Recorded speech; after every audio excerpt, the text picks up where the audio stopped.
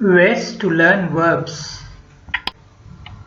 It is the utmost value to learn how to concentrate, to make the greatest success of anything. You must be able to concentrate your entire thought upon the subject you are working on.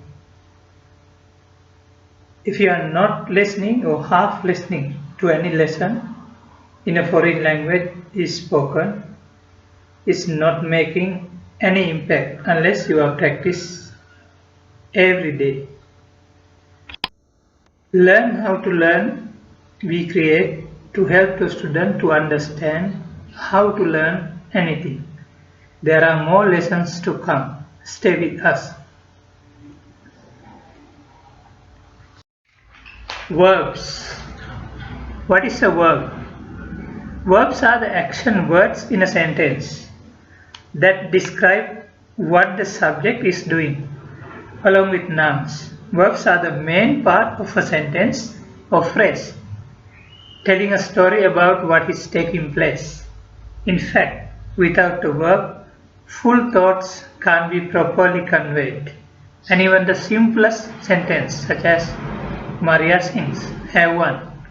Actually, a verb can be a sentence by itself, with the subject in most cases you implied, such as sing and drive. All these are verbs. When learning the rules of grammar, school children are often taught that verbs are doing words, meaning they signify the part of the sentence which explains the action taking place. He runs away. She eats chocolate cake on Sundays. Run, eats are the action parts of those sentences. Thus, they are the verbs. However, it can be confusing because not all verbs are easy to understand as action. It's very difficult to identify. As these examples, you see, I know your name. Anjula thought about it. We considered several applications. These are non-action verbs. That means those that describe a state of being, emotion, possession, sense or opinion. There are other non-action verbs like love, agree, feel, am, and have. How to recognize a verb? As you can see from the examples given, one clue to help you recognize the verb is its location compared to the subject. Verbs almost always come after a noun or pronoun. These nouns and pronouns are referred to as the subject. The verb thought comes after the noun. So the action name subject was thinking verb. Types of verbs. There are few types of verbs you can see with some examples. Physical verbs, mental verbs, state of being verbs, action verbs, regular verbs, irregular verbs, and auxiliary verbs. Physical verbs and the definition.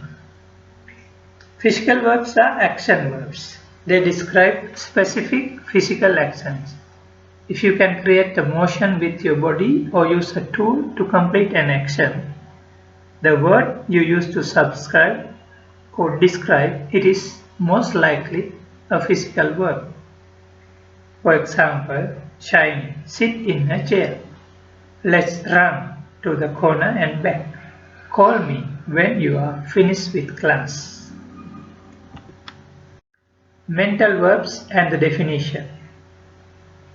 Mental verbs have meanings that are related to concepts such as discovering, understanding, thinking, or planning. But in general, a mental verb refers to a cognitive state. Examples: I know the answer. She recognized me from across the room. Do you believe everything people tell you?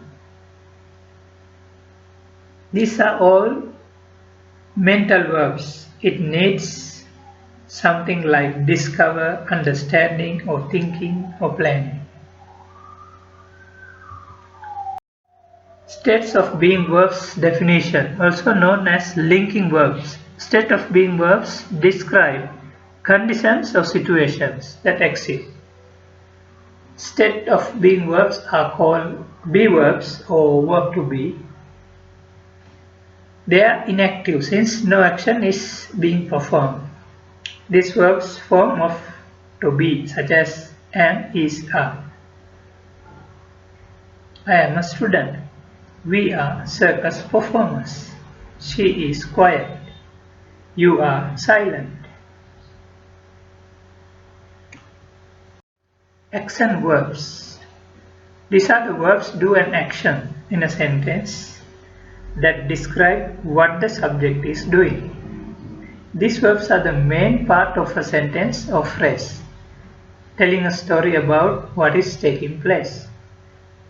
Few of the action verbs are run, dance, speak, jump, think, do, go.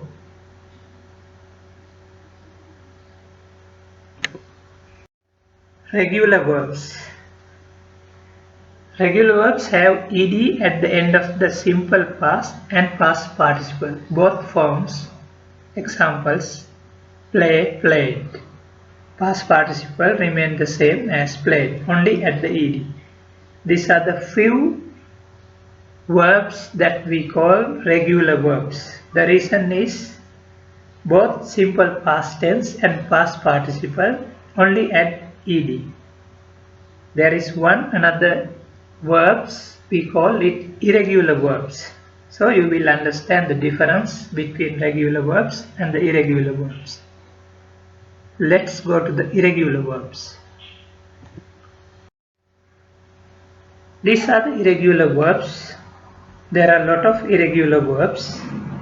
Irregular verbs forms cannot be predicted. That's why you should learn all of irregular verbs by heart. The best way to deal with them is as follows. As you see, infinitive and simple past tense and past participle, they are irregular. Awake, awoke, awaken. Be, was, were, been. Bear, bore, born. All have different words. That is why we call these irregular verbs. Transitive verbs.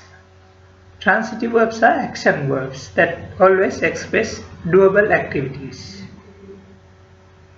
These other things are generally direct objects, noun or pronouns. Though some verbs can also take an indirect object, such as show, take, and make. Here are the transitive verb example. It means someone or something receives the action of the verb. Love, respect, tolerate, believe. Intransitive verbs, the opposite of the transitive verbs. Intransitive verbs are action verbs that always express doable activities. They are different from transitive verbs because there is no direct object following an intransitive verb, like walk, laugh, cough, play. You can do individually.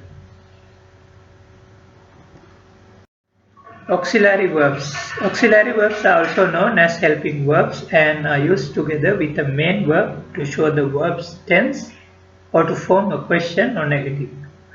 Common examples of auxiliary verbs include be, have, do, can, might, will, etc. These auxiliary verbs give some context to the main verb. For example, letting the reader know when the action took place. Stay with us. In your next lesson, we will teach you about auxiliary verbs. Learn how to learn. Thank you very much for listening. Learn, like, share and subscribe so you will never miss another video like this. Learn how to learn, the great way to study English effectively.